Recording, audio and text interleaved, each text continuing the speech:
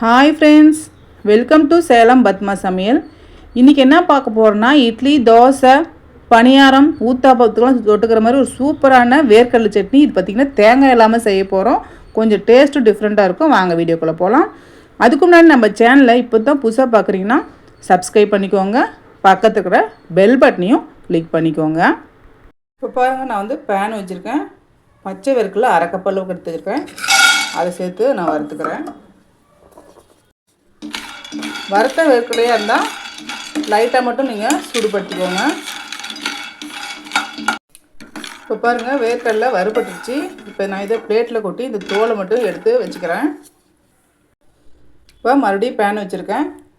1 table spoon அளவுக்கு எண்ணெய் ஊற்றிக்கிறேன். இதில் 1 டேபிள் ஸ்பூன் உளுத்தம்பருப்பு, 1 டேபிள் ஸ்பூன் கடலைப்பருப்பு, இதை அப்படின்னா வறுத்துக்கலாம். இப்போ நான் ஒரு 4 காஞ்ச மிளகாய் போடுறேன். உங்கள் காரத்துக்கு தகுந்த மாதிரி சேர்த்துக்கோங்க. இது நல்லா காரமாக இருக்கும். இதில் 10 சின்ன வெங்காயம் ஊற்றி வச்சுருக்கேன், அதை சேர்த்துக்கிறேன். 4 பல் பூண்டு, ஒரு கொத்து கருவேப்பிலை. இப்போ இது பாருங்கள் வதங்கிடுச்சு. நான் இதில் ஒரு சின்ன நெல்லிக்காய் சைஸ்க்கு புளி சேர்த்துட்டு ஸ்டவ் ஆஃப் பண்ணிடுறேன். இதை ஆற வச்சு நம்ம அரைச்சிக்கலாம். இப்போ பாருங்கள், வதக்கணும் தான் நான் மிக்ஸி ஜாருக்கு மாற்றிட்டேன். இது கூட நம்ம இந்த தோல் எடுத்த வேர்க்கடலையும் சேர்த்துக்கிறேன். இப்போ இதுக்கு தேவையான அளவுக்கு உப்பு சேர்த்துட்டு கொஞ்சமாக தண்ணி ஊற்றி கொஞ்சம் கெட்டியாகவே அரைச்சிக்கலாம். இப்போ சட்னி நான் பவுலுக்கு மாற்றிக்கிறேன்.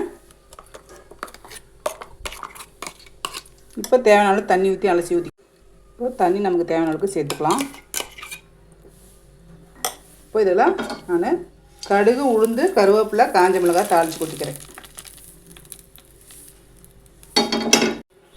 அவ்வளோதாங்க, சூப்பரான நம்ம இட்லி, தோசை, ஊத்தாப்பம், பணியாரத்துக்குலாம் ஒரு சூப்பரான வேர்க்கடலை சட்னி ரெடிங்க. இந்த வீடியோ உங்களுக்கு பிடிச்சிருந்தாக்கா லைக் பண்ணுங்கள், ஷேர் பண்ணுங்கள், கமெண்ட் பண்ணுங்கள்.